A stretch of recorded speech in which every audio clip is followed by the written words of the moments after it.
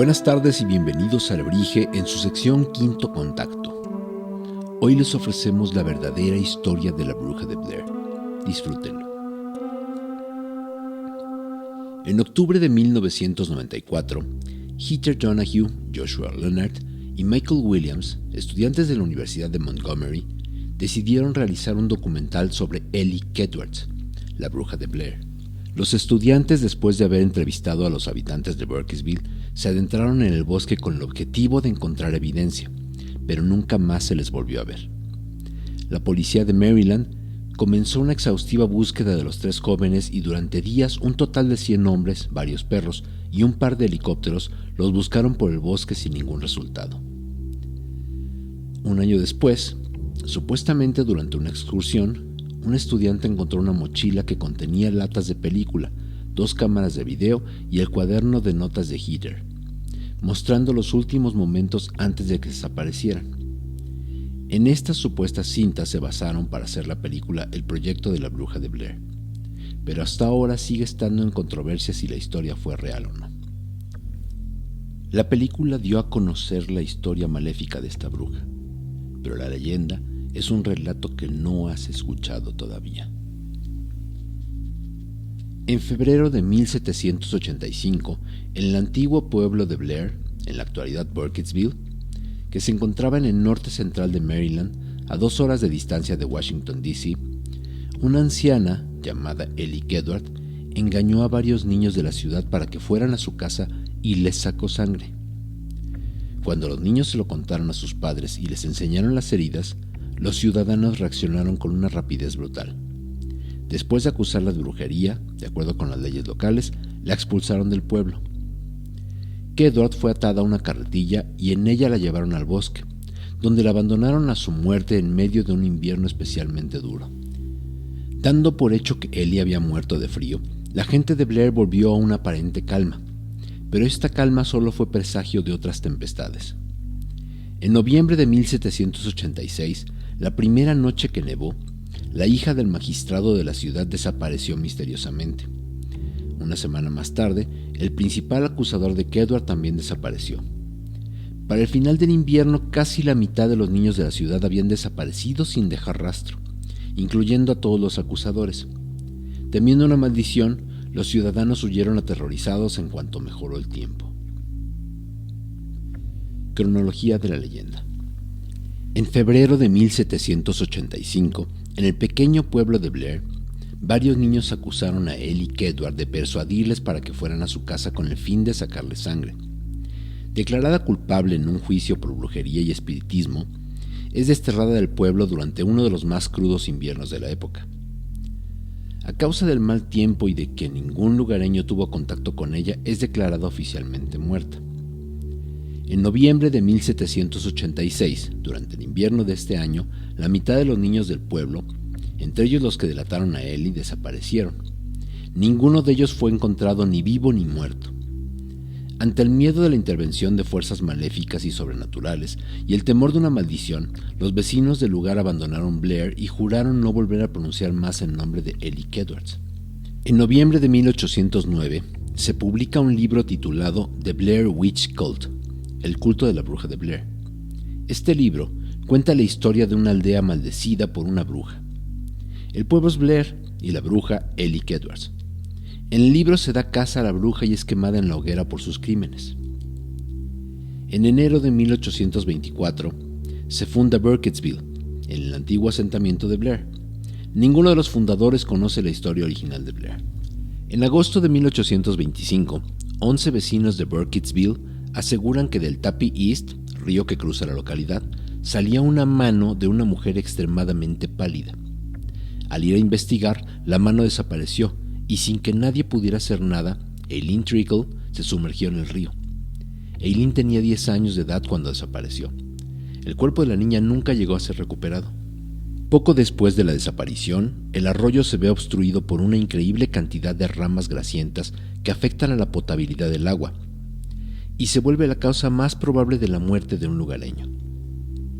En marzo de 1886, Robin Weaver, de 8 años de edad, es dada por desaparecida y se envían equipos de rescate en su búsqueda. Weaver acaba por volver. No así una de las brigadas de rescate. Semanas más tarde se encuentran los cuerpos en Coffin Rock, atados entre sí de pies y manos y completamente destripados.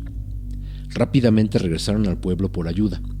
Cuando volvieron, los cuerpos habían desaparecido misteriosamente. De noviembre de 1940 a marzo de 1941, empezando por Emily Hollands y posteriormente 7 niños más desaparecieron en las inmediaciones de Burkittsville. En marzo de 1941, la intranquila y poco agradable vida de los lugareños de Burkittsville se ve aún más perturbada cuando el ermitaño Rustin Parr acude al mercado del pueblo y grita: «¡Por fin he terminado!». Tras interrogarle, sin ningún éxito, les indicaba a los policías que le sigan a su cabaña y así lo entenderán todo. Tras 4 horas de caminata, llegan a su pequeña cabaña, descubriendo los cadáveres de los 7 niños en 7 pequeñas tumbas situadas detrás de la casa. Al exhumar los cadáveres, se observan signos de violencia. Algunos incluso están destripados y todos parecen haber formado parte de un ritual diabólico. Parr es acusado de los crímenes y su explicación consiste en que una voz en su mente, la de una anciana, le ordenaba y le dirigía en las muertes de los niños. Parr es condenado a la horca y ejecutado. El 20 de octubre de 1994, Heather Donahue, Joshua Leonard y Michael Williams, estudiantes de la Universidad de Montgomery, deciden realizar un documento gráfico de Burkittsville sobre Ellie Edwards, la bruja de Blair. En su afán por recopilar información, deciden interrogar a los habitantes del pueblo y entre ellos se encuentran a la peculiar Mary Brown, una vieja demente que afirma haber visto a la bruja cerca del riachuelo de Tappy East. La descripción que ofrece es más parecida a la de un ser mitológico que a la de una bruja. Afirma que la aparición en cuestión era femenina en su parte humana, pero tenía rasgos animales y grandes cotas de pelo a lo largo de brazos y piernas. El 21 de octubre de 1994, los estudiantes, después de haber entrevistado a los habitantes de Burkittsville, se adentran en el bosque con el objetivo de encontrar Coffin Rock, a unos 20 minutos del pueblo y de fácil acceso. El 25 de octubre de 1994, los estudiantes no aparecen y las autoridades encuentran el coche de Joshua Leonard aparcado en la carretera de Black Rock. No hay rastro de los estudiantes, aunque debieron haber vuelto hacía 2 días.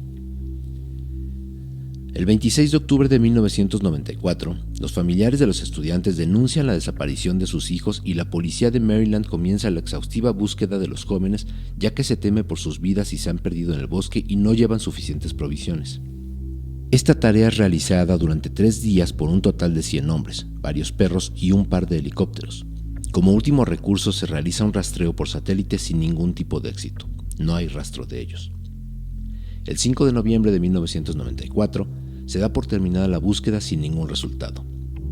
La madre de Heather, Angie Donahue, empieza una búsqueda personal de su hija y sus compañeros.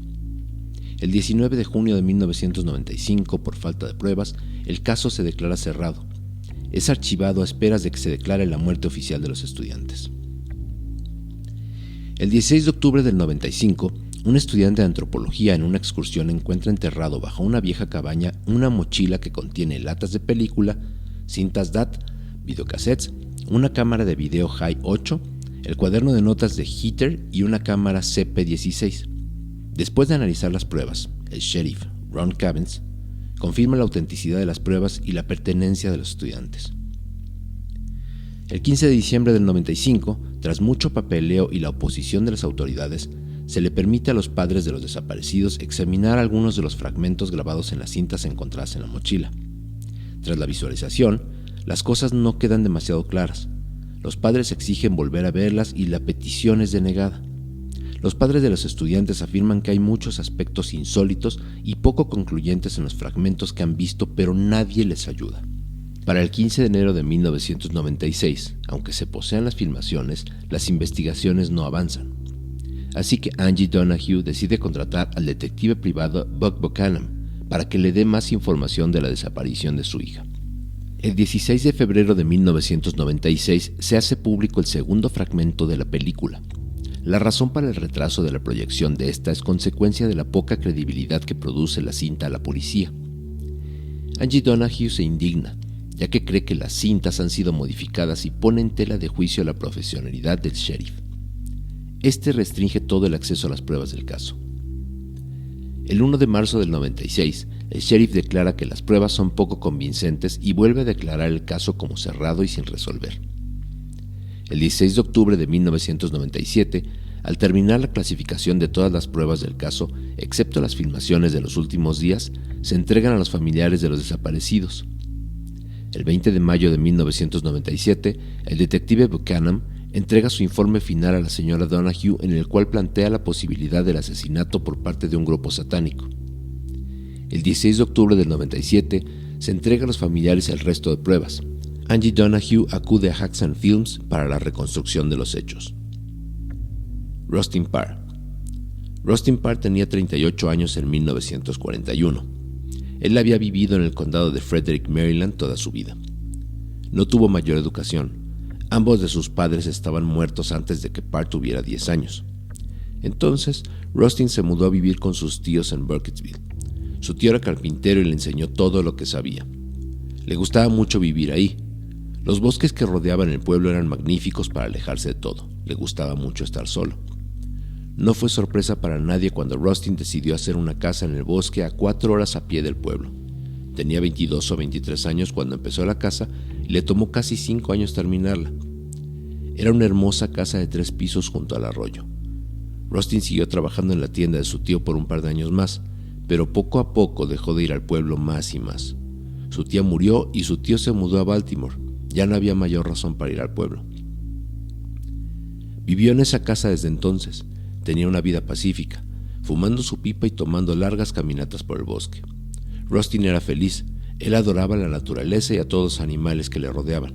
Solo iba al pueblo un par de veces al año por suministros. Rustin Parr es entrevistado por reporteros antes de su ejecución, en otoño de 1941. Los asesinatos. Rustin no puede recordar exactamente cuándo, pero unos años antes de los asesinatos empezó a ver una figura en los bosques, a veces durante sus largas caminatas. Llamaba a la figura, pero ésta desaparecía. Aun cuando ella nunca le enseñaba su cara, pronto se dio cuenta de que era una mujer. Vestía ropas largas y oscuras.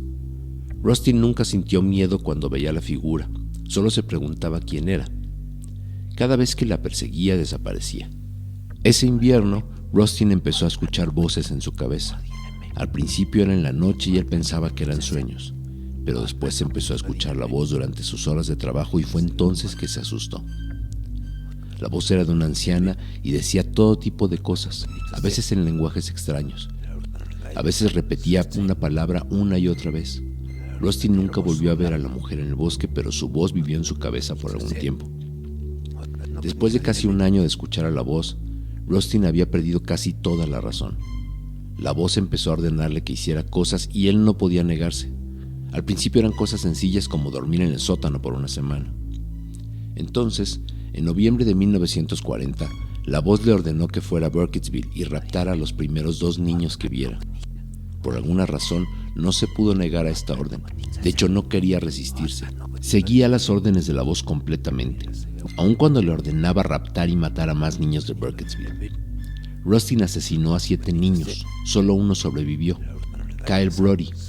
Fue obligado a pararse en la esquina y mirar cómo Rustin llevaba a cabo los macabros asesinatos en su sótano. Después de que el 7º niño fue asesinado, Rustin despertó y la figura estaba en su cuarto. No podía verla claramente en la oscuridad, pero él sabía quién era. Le habló en la misma terrible voz que lo había perseguido en su cabeza por más de un año. Le dijo que su trabajo había terminado y que debía ir al pueblo y decirle a todos lo que había hecho. Le prometió que lo dejaría en paz si hacía esto. La figura desapareció y Rustin Parr nunca vio de nuevo a la mujer. Al día siguiente, Rustin dejó en libertad a Kyle. Lloró por primera vez cuando vio al pobre niño esa mañana.